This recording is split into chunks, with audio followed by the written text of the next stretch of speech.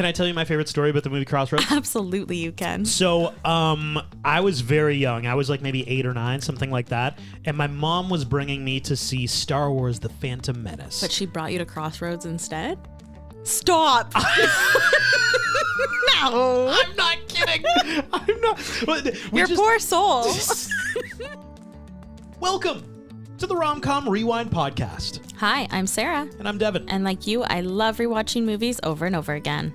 You're here, you made it to us. You love romantic comedies. We do as well. So this is a show where we rewatch rom-coms, break them down a bit for you, maybe take a peek behind the curtain, dig beneath the surface, and decide, does it still hold up? This week we have Just Right. And wherever you're listening to us, make sure you subscribe, leave a review. They help more people find us. And if you want to talk about anything romantic comedies ever, at Romcom Rewind on Instagram. This week we have a message from Jesse. They say, hi, Sarah and Devin. I love your podcast. I love rewatching rom-coms after I listened to the quick facts. Completely agree with your review of Love at First Sight. Wondering if you've watched Set It Up, also on Netflix. I'd love to hear your guys' thoughts on the pod. Thank you again. Have a great day. We have done Set It Up. We have. I will send you, Jesse, the where the episode is, like what number it is. Totally. Yeah.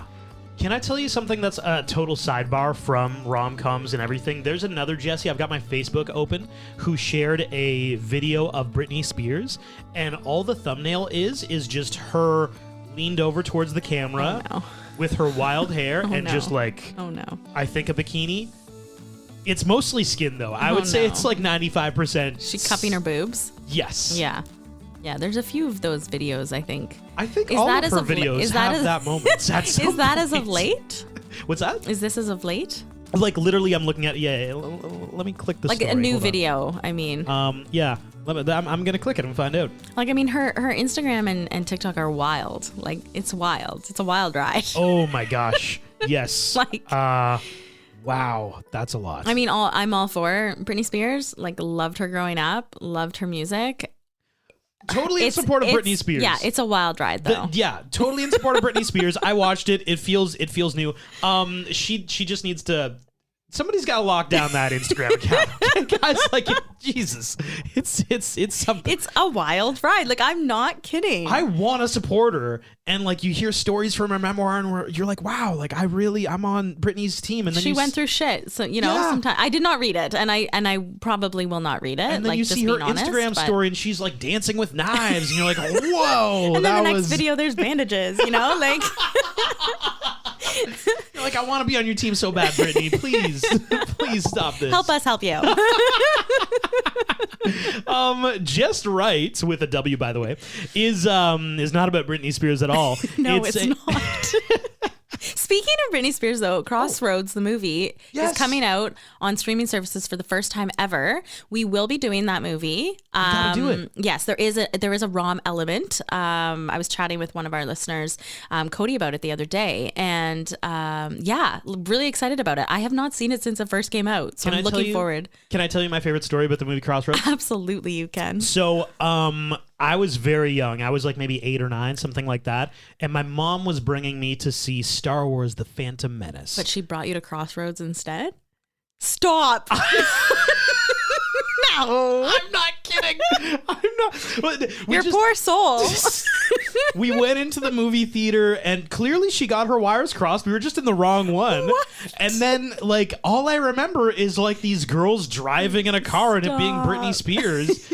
And we both kind of looked at each other. We're like, I mean, Star Wars, this can't be it. Right? This is not it. There's no possible way that we're in Star Wars right now. I wonder if, though, this is your mom wanting to go see Crossroads and not Star Wars. And it's like oops, well, we're here already. My 8-year-old son really wants Star Wars, but screw that kid. You know what? I want to watch some Britney Spears.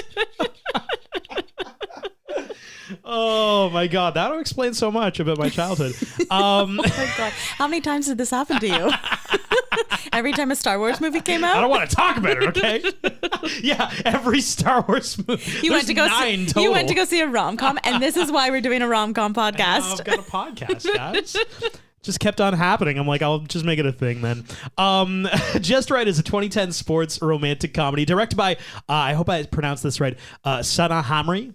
It's the story of Leslie Wright, played by Queen Latifah. Leslie is a New Jersey Nets super fan. She attends a lot of games. With her best friend a lot of the time, Morgan, played by Paula Patton. Morgan has dreams and aspirations of dating an NBA player. That is kind of her whole focus in life is just, I want to get with an NBA player. She tries to get into parties with players. She tries to meet players. She tries to see the players. That's her essence. It turns out Leslie ends up being the person who meets the star player of the Nets, Scott McKnight, played by Common. She meets him at a gas station, and he invites her to his birthday party. Leslie brings along Morgan in tow, and that's kind of more or less our lead-in for Just Right, kind of how the story gets started. What are your thoughts? How was the date? He thought I'd make the perfect homegirl. Just being my regular self. You are not supposed to show him your regular self until you've been married for 5 years. Now, this is how you get a man. I told you to wear a dress. To a basketball game? Yeah. People here want to see Scott McKnight.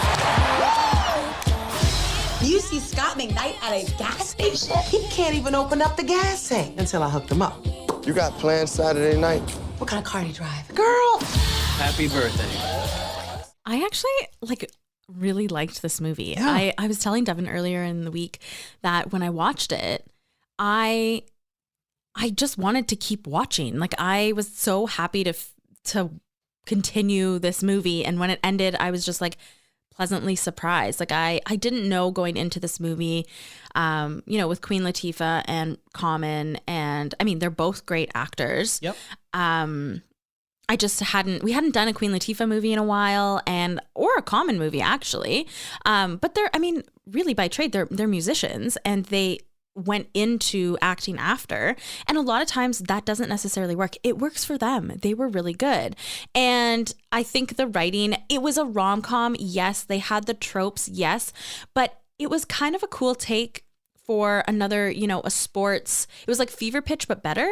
Yeah, I agree. I agree. Like it had some sport tropes too, like the diehard fan, but like the addition of Morgan being like wanting to be the, married just because they were rich and famous.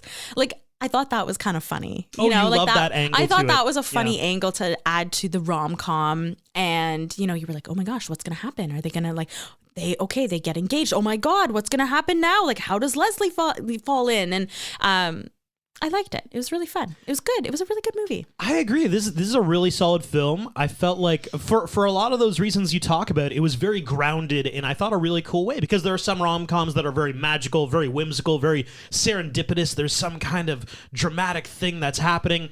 This is just like, yeah, this girl loves the Knicks. Star of the Knicks gets injured. The Nets. The Knicks are the other team in New York.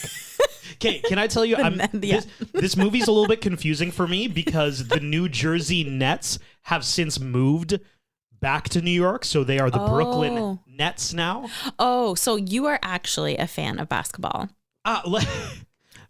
Ish, yeah. Ish, yeah. I've gone to some games, okay? Yes, and you've also, the teams. I would not know the difference of that they've since moved to Brooklyn. Like, I don't know that. So the Knicks are like the heritage team. They're like the LA Lakers, and then they're the LA Clippers. Like, the Lakers are like Kobe played for the Lakers. LeBron's now. The Clippers are like, you're the other guys. Okay. That's the same thing here, where like the Nets are like the other guys. The Knicks are the heritage team. Okay. They play at Madison Square Garden. Right. Okay, so we're talking about the Nets, though, Devin. The Nets, yeah. They're Barclays Arena, I think, is where they play now. Anyway, you know what? That was a big sidebar. So every time you mistake the Knicks, you're really talking about the Nets. Today, yeah. Because the New Jersey, New York, yeah, whatever. Anyway, very grounded film. It reminded me, especially because, they have the actual athletes. Dwayne Wade's in this. Dwight Howard's in this. They're wearing the real jerseys. Like, sometimes you watch a movie and it's like, oh, here are the Chicago Blue Bears, and you're like, what's happening here? Clearly, you didn't get any licensing from the actual team, so you're just like, you got to make stuff up. But they actually had like real life players, and they made it feel very entwined with basketball, which I thought was really, really cool and really authentic, I felt. And also just like the whole sports rehab part of things. Have you watched Me Before You with Amelia Clarke and Sam Claflin? I have not, because I know that I will bawl. And so Yeah. I try to avoid those until we do them for the pod. Because I just like need to get myself emotionally ready for those. But wasn't The Fault in Our Stars such a satisfying watch? Even though it made you cry so much? A satisfyingly devastating cry tear jerker for Sarah. Yes, like I will probably never watch it again. What? Because I bawled my eyes out. And This like is the I don't duality of our pod here. Yeah, and 'cause I don't love those. like feeling that way. Okay, all right. So I imagine that movie is somewhat like this in that like it's just it's very grounded in just like life. Like this happens to people. He got injured and he's struggling going through it, and he had some bad things with relationships and he's struggling going through that. And Leslie Wright is here to kind of like be that person to get him back on his feet. Like it's very, I feel like it's very real, you know? yes, I agree. I think for me it's not like on the level of like I cried. There was no weepboarding for me in Same. here. Let's dive in. So we meet Leslie, played by Queen Latifah. She goes on a blind date with a man named Mark, and it seems that everything is going perfectly. Like they're really hitting it off. They're discussing their future lives together. But at the end, he says, I had a great time. I just got out of a long relationship, and he just wants to be friends. Hello, Denzel. What do you do? I am a physical therapist at a rehabilitation center. I had such a great time tonight. Oh, me too. Next time maybe we could catch a movie or Just got out of a relationship, you know? you're not emotionally ready. Exactly. I mean, we can still Hang out? Yeah, I mean, you're good people. And you can tell right off the bat that this happens to Leslie all the time. Yeah. This is like a constant. She's like a guy's guy. Like she's one of the guys. Yeah. She really wants to find love, though, and she wants to find somebody who can't live without her, and she can't live without either. And we get the, like, right off the bat sense, and I think Schmorgan just comes out and says it. I might have said Schmorgan there, but I meant Morgan. Morgan. Poor Schmorgan. I didn't mean to say that, but Wow. she wants to be a trophy wife. Like, she really wants to be an NBA's wife and live the life of luxury. Can we talk about wags, Sarah? What's a wag? Because a wag is what we're talking about. The term was coined A wag. in like the early 2000s. It was mostly with like British footballers, like Okay. soccer players. And now it's seeped into North American culture. It's wives and girlfriends is what it stands for. Oh my God, that's But it's funny. like wives and girlfriends of players. Right. Okay. And okay, there are that like makes sense. TV shows now. There's like Wags of LA, and it's just like No. women who are wives or girlfriends of like Really? NFL players, UFC fighters, NBA players, hockey player. Like that's kind of just the. Okay. So like this movie was talking about wags, I think, as it was getting popularized, but they didn't use the actual term. Right. Now it's a big thing. There TV shows and everything. Wow. And you know what? I've got so much to say about wags. I feel like this movie just opens us up to The wags? the terminology and the stories around it. And I actually have some wild stories, and I also have some rules of wives and girlfriends. I'm sorry, there's rules for being a wag? That you know A what? wag's wag? I'll leave it for later. But there, I guess somebody did an article of NHL wives and girlfriends talking about the rules No. that they follow in their community. There's a community for wags. Well, because remember, Sarah, like Do they have a Facebook group? these players, maybe, or maybe a WhatsApp group chat, probably. Maybe a SharePoint. Because like these players get traded, right? Google Doc? So like probably an Excel Spreadsheet. They move around from team to team. So like they as a community need like here's Terms how of we reference. operate. Yes, Terms of yeah, terms of reference. exactly. TOR. Exactly. Yeah, they need like their thing. I'll talk about that later. But That's amazing. just so we all know, like Morgan talks about being a trophy wife, but really she wants to be in the wives and girlfriends club. Okay. She even talks about at the game. She's like, there they are. She does, yes. She's like, look at them. Oh, but you're gonna save it for later. I'll save some of those. for Okay. later. I do actually know a story of a wag's friend. Oh, really? I would love to hear all about this. How much do we not want to say? Like, Well, I don't know. Sport player will avoid everything Sure. else. Sure. Okay. Yeah. So, well, it's actually, I guess it's about the wag, but it's her bachelorette party, and this person we know was invited on the bachelorette party. They're going to take a private jet to Europe. Private jets. Yeah, PJ. I think is what they call it. They Oh literally my say, God, they don't have We're going an to take the PJ. Stop it. Yeah. Yeah. That's I wonder if that's in their COP, community of practice. Community of, or TOR. okay. Can I ask? This is a great microcosm of how different our jobs are. I don't even know what a TOR is. Can you? Terms of reference. Is that just like an It's like if you have a appendix council or if you have like a board or anything like that. Every board or like a council or like agency, they'll have a terms of reference, and so it like breaks it down in like the term of the chairs or the leads. Terms like 3 years or and then the nomination process and then like what the treasurer does, what the communications lead does, like those kind of things. I have no idea why I asked. We just lost all of our listeners right now. I know, I'm sorry, guys. Let's go back to the PJs. So they have an acronym for their effing jet. Oh, let's just take the PJ out for a little spin to Europe. Yeah. Wow. A little trot over the pond. So yeah, I'll save my WAG stories for later. So to be clear, I've got like the rules of WAGs, but I've also got like wild stories because some of these individuals, similar to Morgan, are a little too intense about being a wife and a girlfriend, and sometimes that exhibits itself in crazy stories that end up hitting the media. Yeah, and I mean, hey, to be a WAG, that's pretty cool. Oh, like, it is pretty cool. Right? Like what? Like that's pretty darn sweet. But like there are a lot of people like Morgan who it's like that was their goal and they achieved that goal. Yes. Do you want me to start talking about them? No. I'll save it for later. Okay. So Leslie and Morgan go to a Nets game and Morgan is dressed like she's going to like semi-formal kind of thing. Like she's very done up. She's not going to a basketball game because Leslie's dressed up appropriately to going to a sporting event. She has a Nets jersey on with a pair of jeans, looks really cute, She's ready for the game.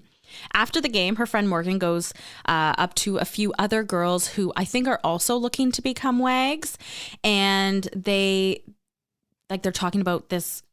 I guess the key player Scott McKnight's birthday party coming up, and they really all want to try to get an invite. And Leslie just kind of rolls her eyes and whatever. So she's on her way home. She stops to get gas. Leslie gets out of the car. She's pumping her gas in her old Mustang, and Scott McKnight shows up in his very brand new vehicle, and they get to chatting. They have tons in common. He even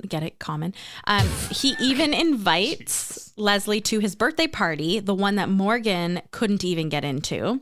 Morgan asks if Leslie likes Scott because Leslie kind of goes, oh my God, guess who's invited to the birthday party that you wanted to go to? We're going to Scott McKnight's party. Like, you're coming with me. And Leslie says, no, I don't like ball players. I don't do that. That's not my jam. We also meet Leslie's mom, who gives very special earrings. They're getting ready for this birthday party.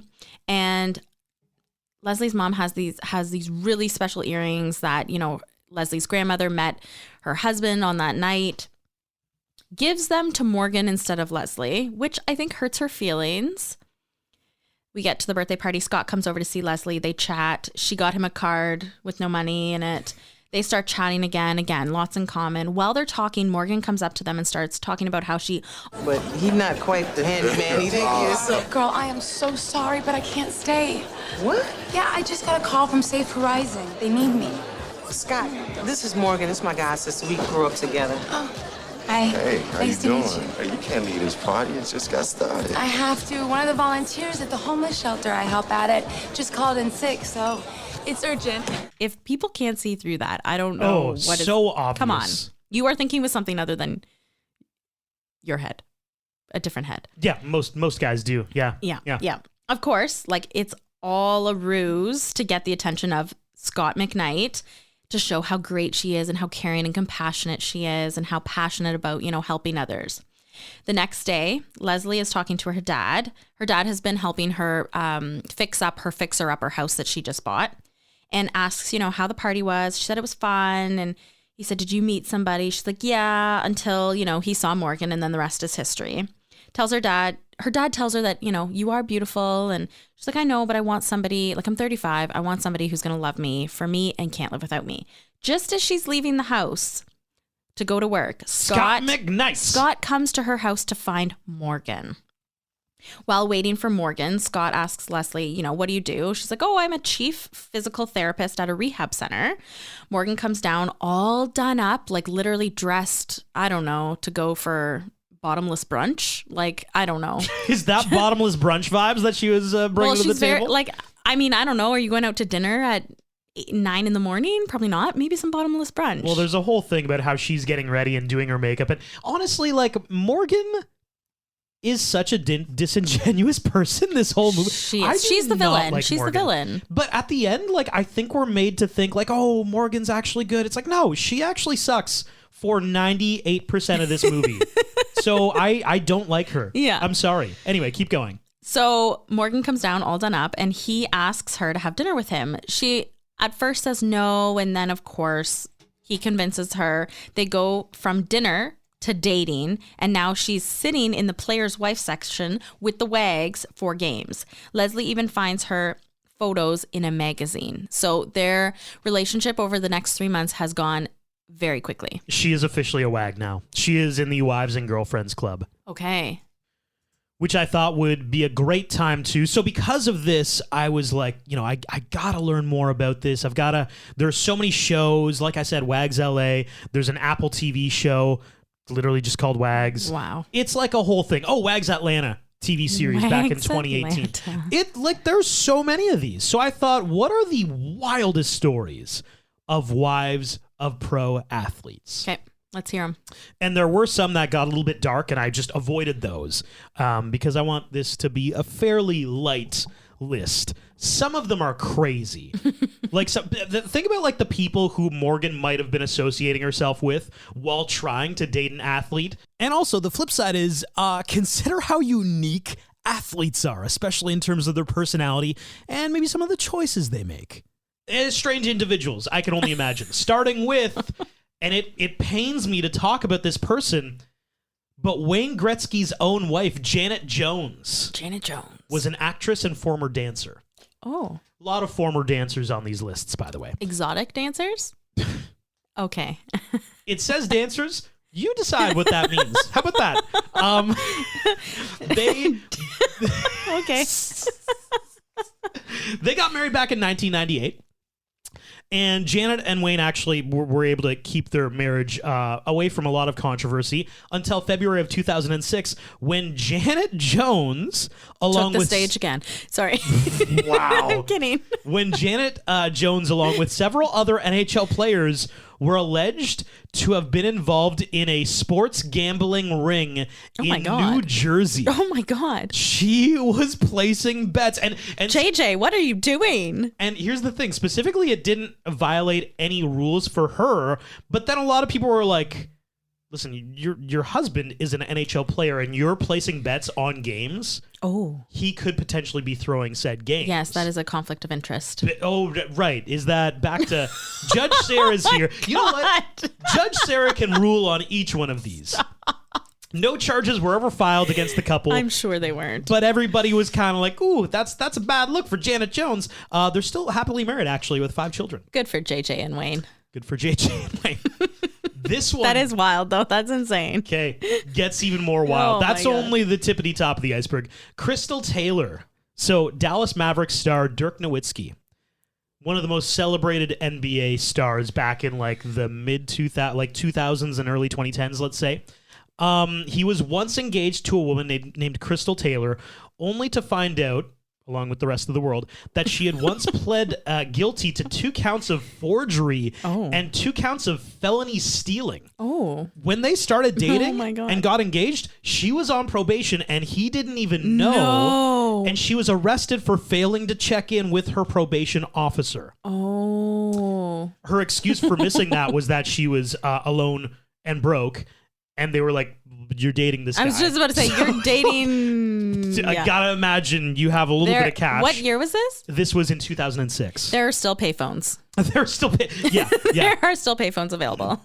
She was later sentenced to 5 years in prison for that. Oh my gosh. Yeah. Holy I mean, Toledo. the original counts of criminal activity were pretty strong. I was going to say, like, I mean, I wonder what, had they actually gotten married, I wonder what she would have forged in order to get, you know, cash money or something. Yeah. Interesting. The next one I have, Jumana Kidd. Okay. This is like an all-time messiest NBA divorce. NBA divorce. Okay. So, they were together. Mm-hmm. It started to become rumored that Jason Kidd, while on away trips, would get involved with strippers in other cities. That was just a rumor.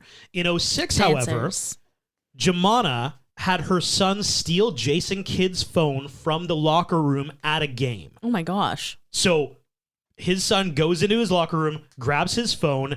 It's happening courtside at a game. In the middle of the game, she's going through his phone and finds out that he had indeed been cheating. And I guess there are clips of like this interaction that happens mid-game of Jason and his wife and her with the phone being like, what the F? And just like, it all went down at a game. Oh my gosh. Crazy, right? That's insane. I mean, it's sad that she used her son to do that. That's not great, but wild. I feel like that could have been up on the big prompter thing, like show the text, the chant, show the. I'm kidding. Jerry, yeah. You are not the father. Seriously, or maybe he is the father. I don't know. And then finally, we have Jackie Christie, who was married to NBA star Doug Christie. She had developed a reputation like on the side of just being like a wild VH1 used to have a show called Basketball Wives, another like WAG show, and she was on the show and I guess had lots of fun. Yes. She had admitted to sniffing Doug's underwear to make sure he wasn't cheating. I don't know if you could smell like cheating on underwear. That's but weird. Moreover, no, that's okay. Moreover, she would walk into the locker room at games to make sure there weren't any women in there. And when Doug Christie played for the Toronto Raptors, she didn't like the fact that there were female staffers who had access to the locker rooms, so she required Doug to change somewhere else. He was made to not change in the locker room with the rest of the team. I think this is her problem. Yes. This is her problem. Yep. Wow. And he would do that. So clearly he wanted the relationship to work. Wow, that is wild. The underwear is the wildest. Also, they have an annual wedding. Oh, they're still married. They're still married, but not only that, they, I guess, have a party to celebrate their wedding annually, like their anniversary. It says they have an annual wedding. I don't really know what that means. Wow. Do people get married every year? Like, hey. Well, no, people don't normally get married every year. Rich people, I don't know. Yes, okay. Like, that's a question I can't speak to, Okay, I'm going to Google this. Do Jackie and Doug still get married every year? No, we want people to be able to see our truth because it's so much stuff out there. We get married every year, and we've done it 28 times now. These two get married every single year. So do they get divorced before and then they or do Great they just question. I don't know. renew their vows? It's a vow renewal. But people do that. She says married, like they're using the married terminology. So they get married, and then the day after they file for divorce, Yes, and it takes the whole year, Very and then they get strange. married again 364 days later. I'm kidding. I have so many more questions about this couple. Kidding, but yeah. I feel like we left this conversation with more questions than answers about We definitely did. Doug and Jackie Christie. Anyway, Morgan is now in that crew. So 3 months have passed, and Morgan lives with Scott now, and they're even planning, where their nursery will go when they're going to start a family after they get married. It's more or less a gone conclusion that they're going to be married soon. And I guess the mom is a little bit, we meet Scott's mom and she's like, oh, you've literally known this person for not a long time. And even Leslie has a conversation with Morgan and she's like, I thought you just wanted to be like a wag. Like, what is this? And she goes, no, I really love him. Like, oh my gosh, I've fallen for him. And Leslie's like, okay. Later on that day, Scott makes a speech, and at the end of it, he proposes to Morgan. So they are now, in fact, engaged after 3 months of being together. At the NBA All-Star game, Scott's having a great game until he falls and he hurts his knee. He pulls something, and his career could be over and has to start physical therapy. Bella, who is hired as the physical therapist, she's the miracle worker in the NBA, comes, and Morgan is so jealous and doesn't want her anywhere near Scott. So she decides, well, I'm going to hire my best friend who's a physical therapist, Leslie. Leslie got a leave of absence from work to be the PT, physical therapist, for Scott. The PT for Scott is a live-in job, full-time. And Leslie even meets Scott's mom, who's there, who Morgan doesn't like. But Leslie and Ella, Scott's mom, they hit it off. Leslie also might be Scott's biggest fan. And like you said, live in means that Leslie and Scott will be spending a lot of time together. A little foreshadowing. Yes, and we also see that Morgan might be getting some cold feet when she sees that Scott's physical therapy sessions aren't going as well as she believes that they should be. Scott is up on a contract year, and it sounds like if his injury is very bad, the Nets won't be re-signing him, which leads us to what happens next, which is Morgan, the ultimate villain of our story. Yes. Who she wants to be a wag so badly and live the high life that if Scott doesn't play or doesn't have a plan, she doesn't want to be with him because she won't be living the life of luxury. Well, she won't be living the life of luxury where she's living. Like, she might be like, he's going to get signed somewhere else. I don't want to live in Oklahoma. Well, I think it's that she thinks he's not going to play again. I think it's both, yeah. One of Scott's buddies comes by to visit to tell him that the Nets may not sign him again. He even sees a talk show saying it as well, and it hurts his confidence. By the way, back to how grounded this show is. Real talk shows like that actually exist. Yes, that is a real talk show. Real play-by-play announcers. They had so many people from like the ESPN team and stuff like that. I was very surprised and impressed by that. They had a lot of licensing in this movie. Yeah. The next morning, Scott wakes up and Morgan isn't there. The ring and a note saying that she can't do this anymore and that she's left him is sitting on the bedside table. What? The worst. The villain. Leslie leaves and when she finds this out and gets to her place and starts asking Morgan, like, why did you do this? It's pure selfish reasons as to why you're doing it. You didn't even love him. And Morgan says, I want to be with somebody who's someone. I want to be somebody in my life. And being with Scott was not that if he can't play basketball. She is the most shallow. She sucks. Yeah. Leslie goes to apologize to Scott, but Scott says, like, is this your job to apologize to me for something somebody else did? Like, do your job. Stick to your job as my PT. Days go by. Scott won't do physical therapy.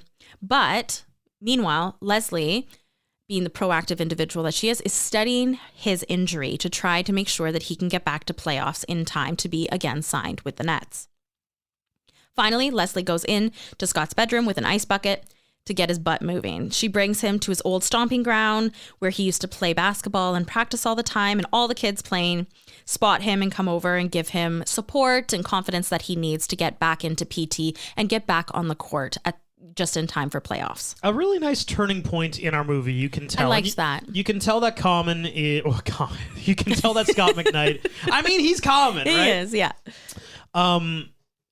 Like, we've always known that Leslie's character is somebody with a good moral compass, somebody who really just has so many good traits, and clearly Scott McKnight is now realizing, like, okay, she's right, she's my therapist, we gotta get a move on with the therapy here. I have a question for you. Okay. Actually, I've got a game for you. Because we have two people in our movie who have stage names, ladies and gentlemen. Right. Queen Latifah, not her name. First name's not Queen.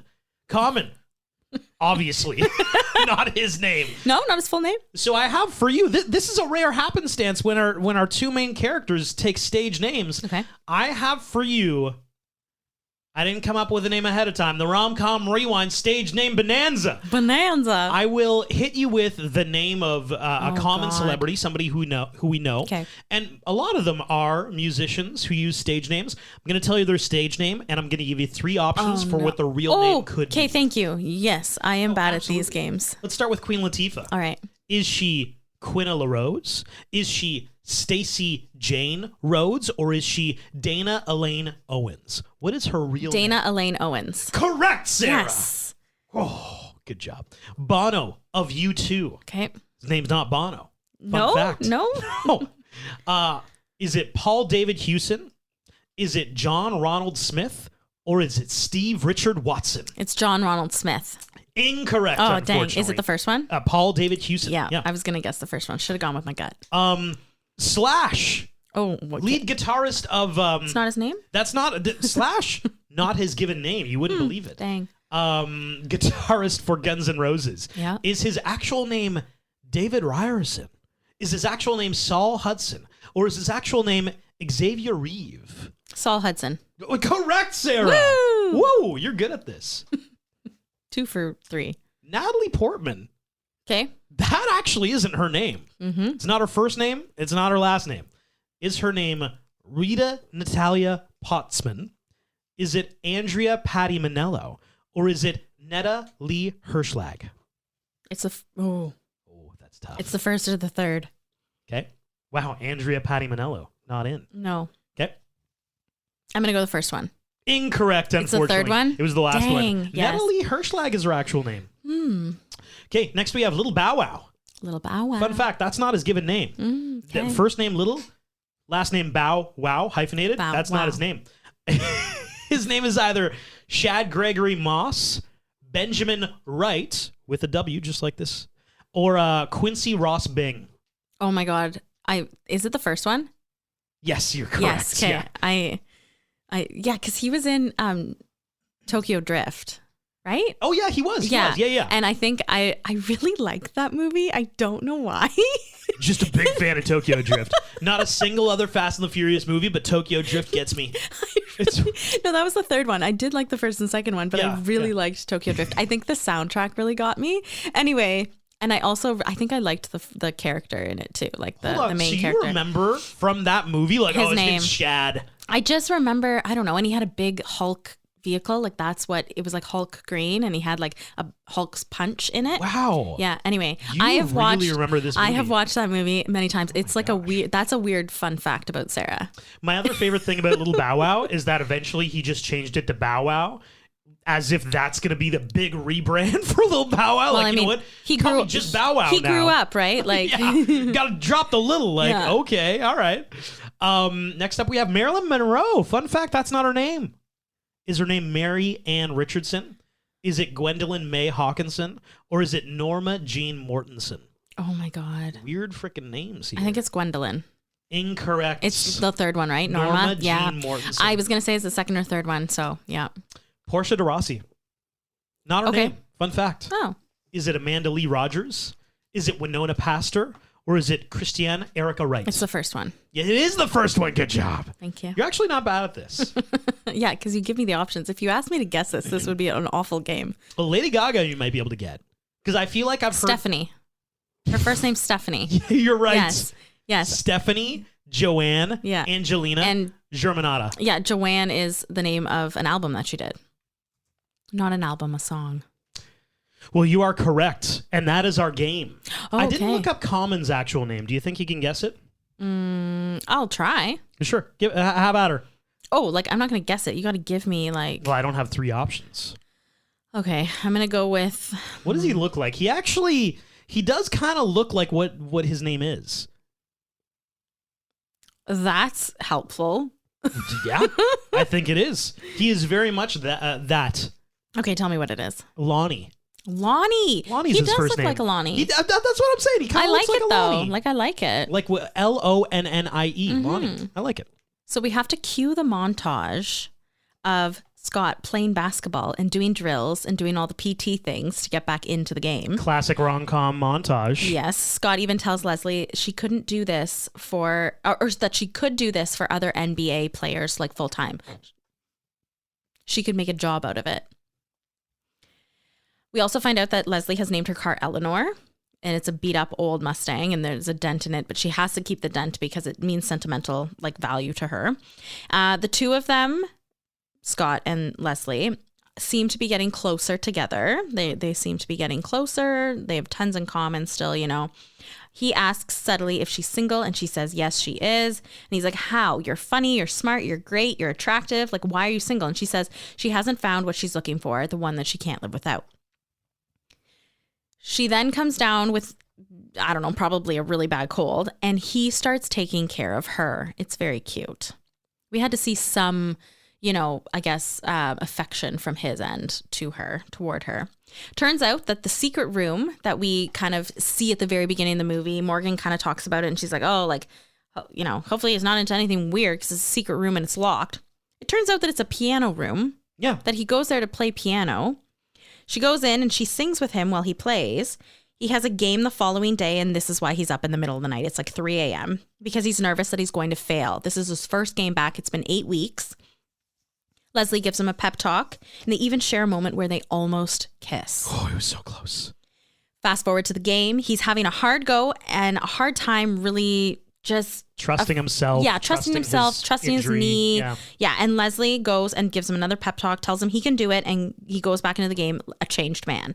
He even scores the winning basket to go to the NBA Finals. After the game, Scott tells Leslie he wants to take her out for dinner. At dinner, they're serenaded, which for me is terrifying.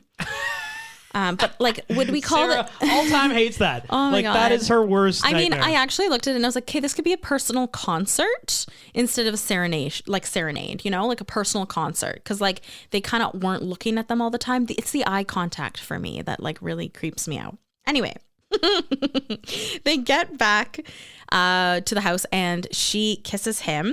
They make out, they take things upstairs and they sleep together. But before that, she gets a new car. Key. You get a new car. Congratulations. And this was a classic point in the movie where by the way, my best scene was the piano scene. I forgot to mention that while you're going I did through. love that scene. Great scene. I liked the montage of all the drills. Okay. The classic moment in a rom-com where the two love interests have gotten together and you're like, wow, that's beautiful. They're together now. And immediately I paused it to look at how much time is left in the movie. It was like 26 minutes. I'm like, okay, Morgan's got to come back into the picture then. Oh, yeah. Because, like, we can't just end it now. That's too long. 26 minutes. They're just in love. No. We have to have a classic.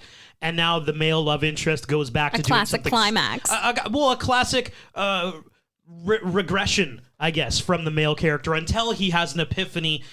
Go ahead. Yes. So when Leslie wakes up, there's breakfast in bed for her and a note that says that Scott will be back soon. Just as Leslie comes down the stairs, the doorbell rings. She goes to answer it, and of course, it's Morgan, who wants to talk to Scott about getting back together because now he's back in basketball and he is being successful again. Morgan tells Scott, this story about how she's had past tragedies, and he tells her, you know what? I need time to think. You have to go. Like, I can't say yes. I think Morgan really thought that she had him on the hook and that she was going to get back together with him right there and then. Scott finds Leslie upstairs packing after his conversation with Morgan, packing her bags, and he says, like, why are you leaving? What are you doing? And she's like, because you're going to choose her and you're not going to choose me because I'm the friend, and like, I want to be chosen. I don't want to be, your friend. Being a special little friend is not enough anymore. And good for her. Like, she's a really good friend because in that moment, she could just tell Scott that like Morgan is in it because the money, like look at the Totally. look at the writing on the wall. So obvious. She's come back because you're back in the game. Morgan like, sucks. That's the only reason. But she doesn't do that. She's a very good friend. Leslie goes back to her old life, back to work, back to fixing up her house with her dad. She tells her work friends that she wants to be an athletic trainer in the NBA. She's going to kind of pursue that.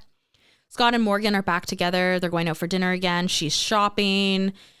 She even that day while out shopping, she stopped at the Plaza in New York to find out what available dates there were for their wedding. She wants to reserve it even though they're not even engaged anymore. He says, you know what? You're right. It is too premature. We just started getting back together. Then she starts freaking out saying, you're not in this. You need to be in it for me. You're in it or not. And he's like, you know what? We need to take this slow and you need to be okay with it. Totally. Just gaslighting him. Morgan, not a good... Well, Scott's playing piano at home, which he loves. Morgan, and this is like, you can obviously see that Morgan is not in love with him. She goes and says, can I just close the door so that she doesn't have to listen to it? Yeah.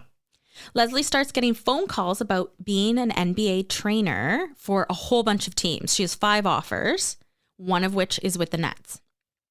Scott's manager stops by his house to let him know that his contract is with the Nets and it's going to be renewed for 5 years, and that that the agent or the manager even got a new client, Leslie. And Scott says, what do you mean? Like, and he says, she's a hot commodity. 5 teams have offered her jobs to be their trainers, even the Nets. And he says, oh, like she's going to be working with the Nets? And he says, no, she turned them down and she's going to the 76ers.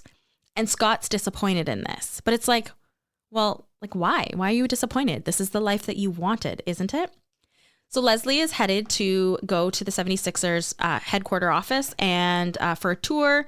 And Leslie's mom is wondering why she's going there when she could just work for the Nets. Then she tells Leslie, you fell in love with him, didn't you? Leslie doesn't say anything, and her mom is about to say, you know, men like that don't fall in love with you. You can just kind of tell that that's what she's about to say. But Leslie's dad shuts her up. Scott is on the talk show. We kind of get the sense, probably 10 minutes before this, that Scott is going to go on a talk show. And when he's on the talk show host asks him, you know, how'd you make it back? You know, you're going to win the championship. You're going to go to the finals. How exciting. He says 2 words, Leslie Wright.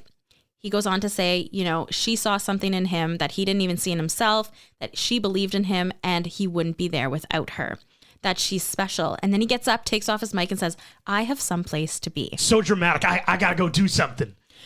He also, on the way out of the building, breaks up with Morgan and she tells him, I know, it's okay. I know where Leslie is. She's in Philly. Like that's going to redeem her character arc. That's how I felt. I felt like they were like, hey, look, Morgan's not that bad. And I'm like, no, screw that. She sucks. I'm surprised the end of the movie didn't show her with somebody else, like another famous NBA player. Maybe, yeah. Leslie steps out of her meeting with the 76ers and he is there waiting for her. She thinks that she is his plan B, and he tells her that, no, you're not my plan B. Huh? You want your best friend, your cheerleader that was there for you when the chips were down? Well, guess what, Scott? I don't want to be plan B. And I won't be that even for Scott McKnight. Listen to me, Leslie. Listen. You're not my fallback player. I'm not here because things didn't work out with Morgan. Be stubborn all you want. But I know you. You don't know me. I know you love me. I know those feelings didn't conveniently fade away because you're mad at me. And you have every right to be. But I'm not leaving these grounds without you. She then gets on the phone and calls the Nets to tell them that she's taking the job. They hug and then they kiss. They share their first kiss. Well, I guess their second kiss? Second kiss, yeah. Fast forward to the next season. There's Leslie sitting with Morgan in the stands with the other Wags. They're married. And she then goes to move to the bench because she still works for the team as the trainer. The end. That is our story. A really a beautiful end to a story. And I like that Morgan was tagging along with Leslie, but not like with somebody. I'm actually happy that we didn't see her with somebody because I didn't want her with anybody. Well, and yeah, exactly. I think it was a good ending for her. Quick facts. In the original shoot, Kanye West and Amber Rose shot a courtside scene at one of the games. Before the movie was released, Kanye had his Taylor Swift moment at the Grammys, which could be why this scene was cut. Stop. Oh my God, that's wild. The original shoot of the movie featured a cameo by Lawrence Frank, head coach of the Nets. However, after starting the 2009-2010 NBA season 016, Frank was fired by the Nets. So the filmmakers had Nets assistant coach Jim San play the head coach. During some of the scenes, Frank is still visible. Queen Latifah and Common would go on to star in the NBC live musical The Wiz Live in 2015. John Legend, Nets fan, can be seen cheering courtside when McKnight is injured. Paolo Montalban, the sommelier at the restaurant with Scott and Morgan, he was in the movie Cinderella in 1997, the version with Brandy. Wow. He does a cameo. Honorable mentions. Okay, I have for you the rules Oh, yeah. of NHL wives and what they have to follow.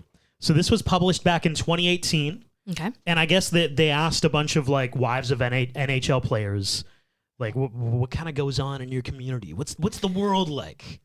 So if you're curious what the WAG lifestyle is like, at least in the NHL, they start by saying only wives and kids are allowed into the wives' room. I guess at every NHL arena, there is a room for the wives. Okay. Before the game, between periods, and after the game, where, you know, you can bring your kids. There's usually some wine being served, but apparently there is like a wait time of like if you're just dating a player, they won't let you in the room. Oh wow. There's a certain amount of time, like it's got to be a few months before you're eligible to enter. And some of them even say like you need to be asked by one of the current members into that room. It's like a country club. A little bit, yeah, because I guess they have their seats, like they're the wives and girlfriends section. Yeah. But like if you want to go into the room, no. They go on to say wearing dresses to games is frowned upon. Well, it's gold. Exactly, it is that cold. Makes sense. So I guess it's kind of like a thing where like you should be displaying your team's colors in some way. You're absolutely allowed to dress up, right? But dresses are a little bit. I mean, I can't. That one makes sense. Like it's cold in an arena. There are other easy things, make sure you always look perfect. Look out for the other wives on your team. Have a hobby, they say, because your guys are on the road so much. Ooh, never show up to a Stanley Cup championship game without a garbage bag. Why? Reason being, all of these wives have such nice designer handbags, and you're going to be popping champagne. Right. So they say, like, everybody God. is supposed to bring a garbage bag so that, like, if it looks like our guys are going to win, you got to put all the stuff in the garbage bag. Extremely practical. Very practical for your high-priced designer handbags and shoes, too, right? Yeah. I love that. That's hilarious. I love it. And... okay, I feel like we always thought this, and especially those shows that I was telling you about probably have these moments, but like it's weird for them to talk about. Hockey wives have a strict social hierarchy. Like there is like the captain of the team. Right. His wife is like the captain of the wives. Oh. She runs all this shit. Like if you need to go through anything, you go through the wife of the captain. Like, just like on the team, everything goes through the captain of the team. The wives, everything got to go through that wife. So there is a responsibility. Yeah, exactly. She is the queen bee of the social circle. XOXO Gossip Girl. That's my honorable mention, the rules of hockey That's wives. Fun. I mean, lots of them are practical. Like, it makes sense. If you're going to have a 10,000, well, I don't know how much handbags are, but if you're going to have an expensive handbag and shoes, like, you should protect them because that would really suck. If you call it a PJ, like you just have a PJ on hand, if you got a personal jet and you call it a PJ, you probably have a handbag that needs saving. So. Oh, you want me to get satin PJs? Yeah. Like pajamas? No. No, we're talking about the jet, baby. Oh, the PJ, the private jet. What should have been? Okay, my what should have been is that you mentioned that you're glad Morgan didn't end up with like another NBA player. She could end up with somebody like from an obscure sport. Like, and when I mean obscure, I mean like lacrosse or like, and I would even go as far as like ultimate frisbee. I was going to not go that far, but I was going to say like, it's not obscure, but it's like not as like golf, like it's not an exciting sport to watch.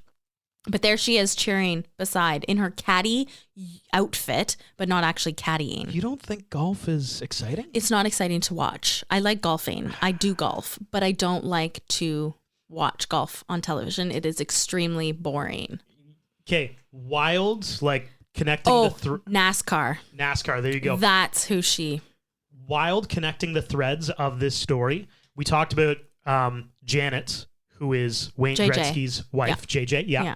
Wayne Gretzky's daughter is a wag of golf. She is, yes, she is. I can't remember his name off the top of my head, but she is like I can't even remember her name. Wife and girlfriend. Oh wait, no, like it's on the tip of my tongue. I can remember it. I can't. But Dustin. Oh my God, his first name's Dustin. Dustin Johnson. I feel like that's his name. I don't know. Anyway, overall wait. I've got what it should have. What should have been. Okay. I wanted to see more of the Wives and Girlfriends Club. Oh my God. Like of the other wives, of the actual wives. You know what? It would have been cool to like into it. to go into like that Leslie was like brought in, and it was just like behind the scenes. You know, it could have been the first OG, like reality TV show of that. Like that could have launched it. I guess. Yeah. Why not? What should have been? Overall rewatchability.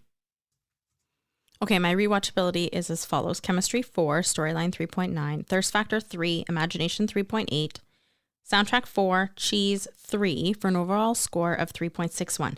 Fun fact, the closing song is actually sung by Queen Latifah. Oh, wow. I didn't even notice that. I've got chemistry almost the same as you, 3.91. Pretty good chemistry in this movie. Storyline of 3.5. Thirst factor at 3.65.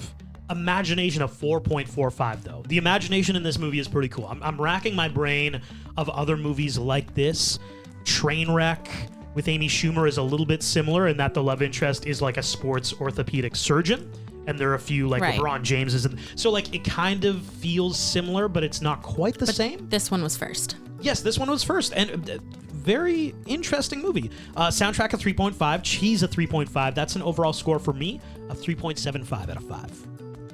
And this has been the Rom-Com Rewind of Just Wright. No matter where you're listening, please throw us a follow, subscribe. Thanks for listening.